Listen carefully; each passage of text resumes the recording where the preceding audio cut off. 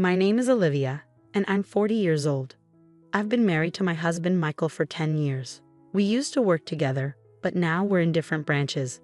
Michael is responsible at work and well-liked by his team. He's confident and ambitious, always wanting to look strong in front of others. I'm more quiet and don't stand out much. It surprised me when Michael, with his strong personality, showed interest in me. After dating for 2 years, he proposed to me with a big bunch of roses. I felt so loved and agreed right away. I looked forward to our future together. But then he surprised me again by saying we live with his parents. I wasn't sure about it, but he was determined. He assured me his parents were nice and excited about us living together, so I agreed in the end. For the past 10 years, I've been living with my in-laws in my husband's house, which was not what I expected when I got married. Every morning starts with my mother-in-law's nagging about little things like cleaning the front door. Even though I make breakfast for everyone, her complaints never end. I apologize and rush to fix it while she heads off to work, leaving me feeling like a servant. Living here means waking up at 5 a.m. to cook and clean, even though my mother-in-law, who stays at home, doesn't lift a finger to help. After rushing through chores, I go to work, and when I come back home, it's straight to making dinner.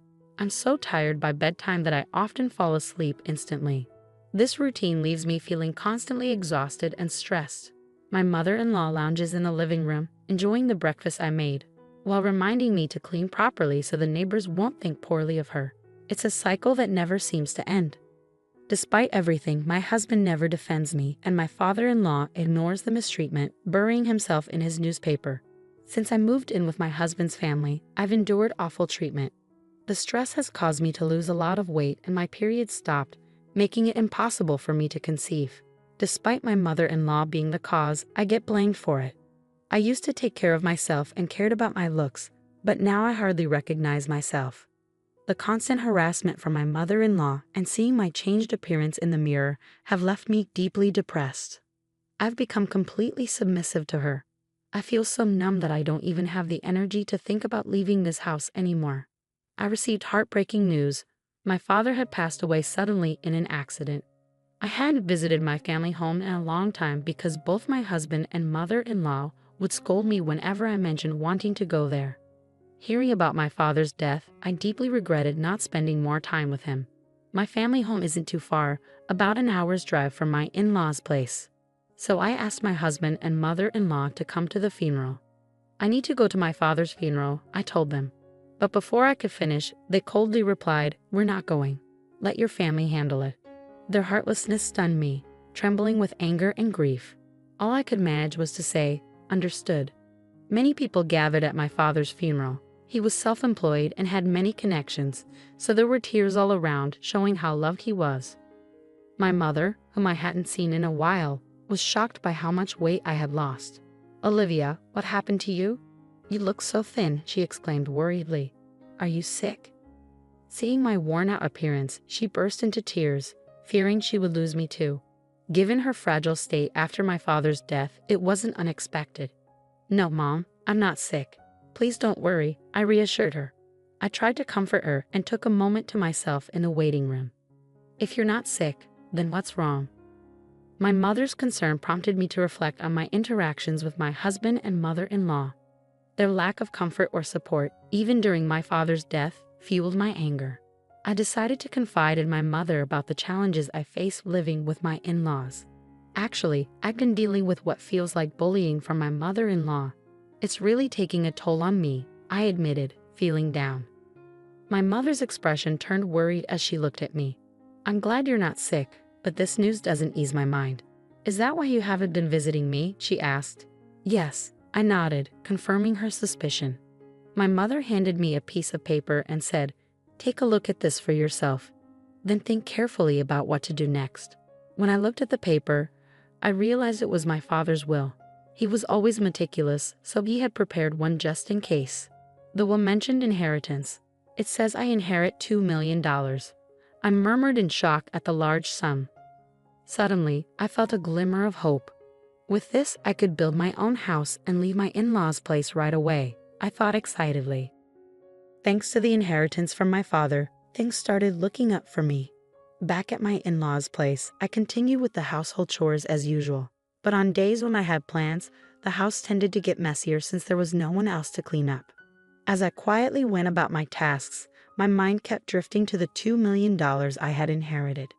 Despite my strained relationship with my mother-in-law, I still wanted to stay with my husband, Michael. So one night after his parents had gone to bed and it was just the two of us, I decided to have an honest conversation about the inheritance and leaving the in-laws' home.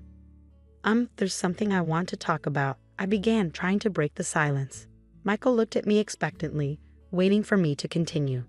Yeah, about my father. Actually, I've come into an inheritance, I said. Of how much? Michael asked.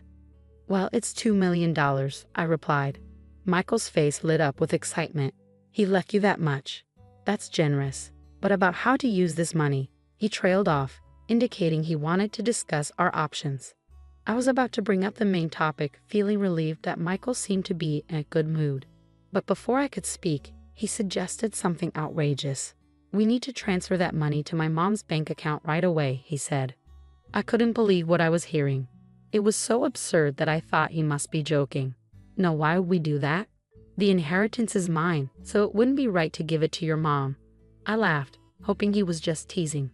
Michael slammed the table in anger. What are you talking about? A wife's money belongs to her mother-in-law. His words were so absurd that I couldn't believe he was serious. His expression was stern, and it sent a chill down my spine. I'm sorry, but I don't understand what you're saying. All I wanted to do was suggest building a house for us to live together. I tried to explain, but Michael wouldn't let me speak. He insisted on claiming my inheritance for his mother. That night, I couldn't sleep well because of the shock. The next morning, while I was making breakfast, both Michael and my mother-in-law approached me with angry expressions. Olivia, I heard about it. You inherited $2 million, and you said you won't give it to me. Who do you think you are? My mother-in-law exclaimed, adding to my distress. My mother-in-law had already heard of the inheritance from Michael. But I'm the one who inherited it, I protested. Stop arguing and transfer it to my parents' account now. A daughter-in-law's money is our money. Their determination to claim the inheritance by any means was clear. No matter how much I resisted, they continued to blame me. Realizing my resistance was futile, I fell silent. That's when Michael showed me a piece of paper. You're getting carried away because you've come into some money. I'm the one who's been supporting you. If you don't change your attitude, it's divorce, he said, threateningly. The paper turned out to be a divorce form. I've already signed it. Take this and go back to your parents' house. If you apologize properly, I might reconsider the divorce, Michael said, his tone firm. As I received the divorce form with Michael's part fully filled in, memories flooded my mind.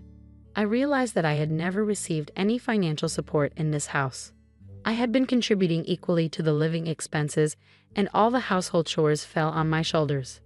Despite my efforts, they had always treated me poorly. Now they were even attempting to take my father's money. Feeling pressured to give up my father's inheritance if I stayed, being told to leave actually felt like an opportunity.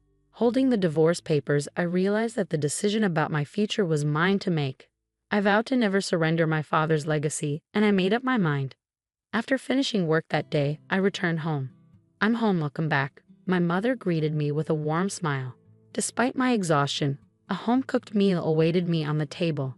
It had been so long since I had eaten a meal made by someone else. With each bite of the delicious food, tears of gratitude welled up in my eyes. Did you tell your husband about the inheritance? My mother asked. Yes, and it caused quite a stir, I replied, recounting everything my husband and mother-in-law had said to me. My mother was speechless at the shocking revelation.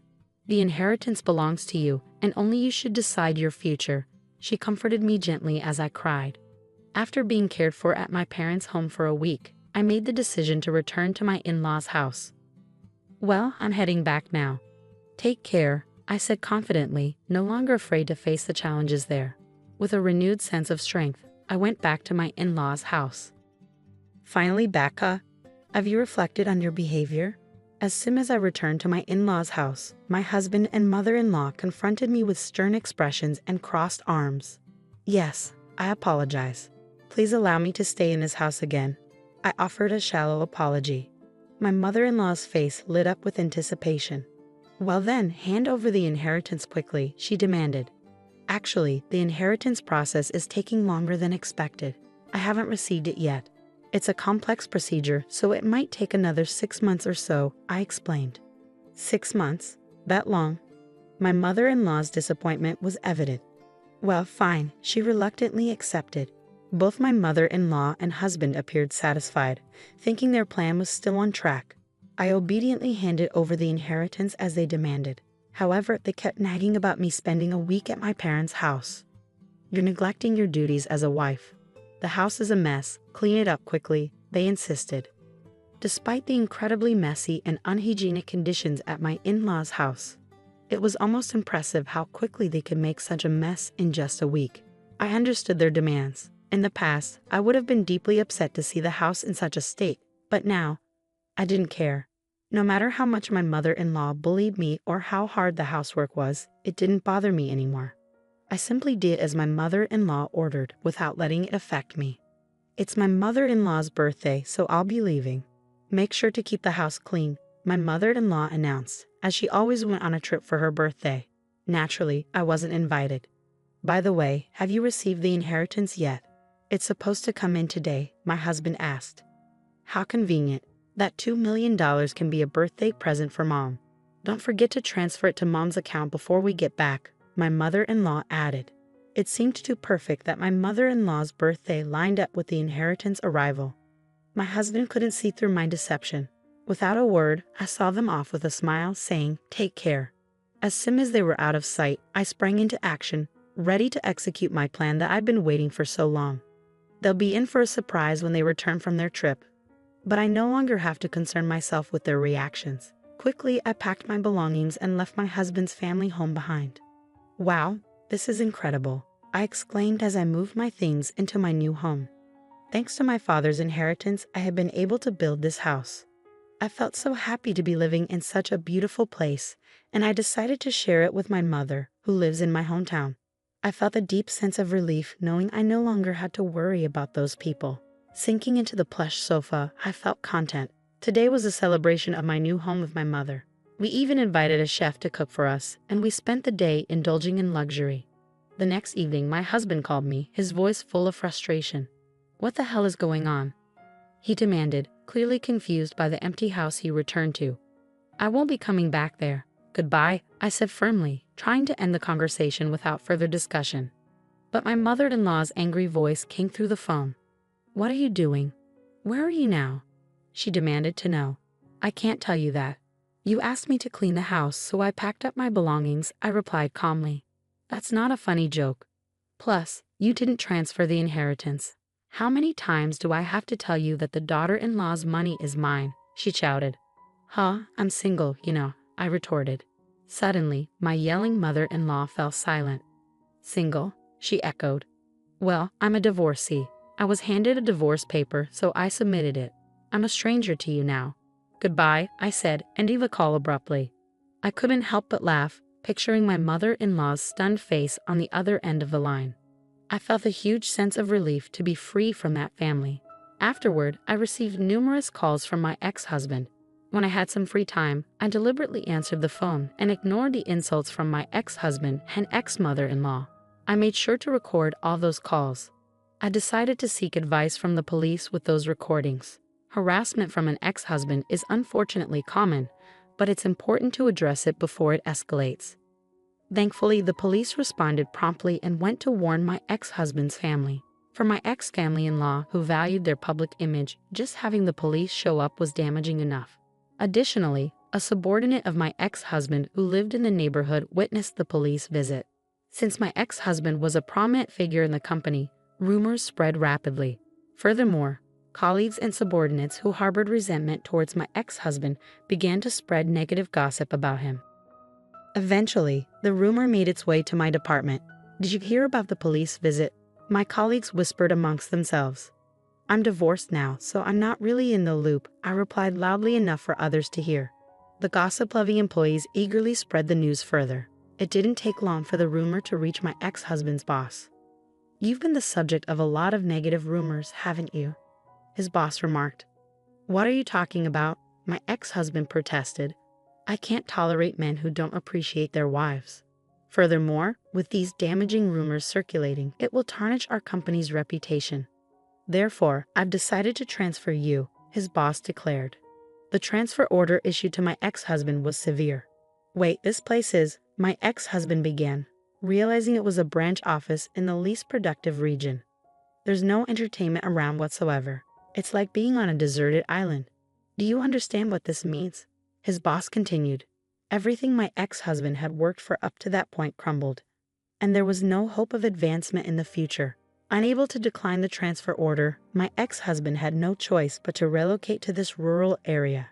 As for my ex-mother-in-law, she was likely shocked by her son's tarnished reputation and the fact that she could no longer live with him. This led her to become reclusive and ultimately develop depression. There were also concerns about dementia, as she frequently caused disturbances at home. My ex-father-in-law now finds himself in the difficult position of caring for his drastically changed wife.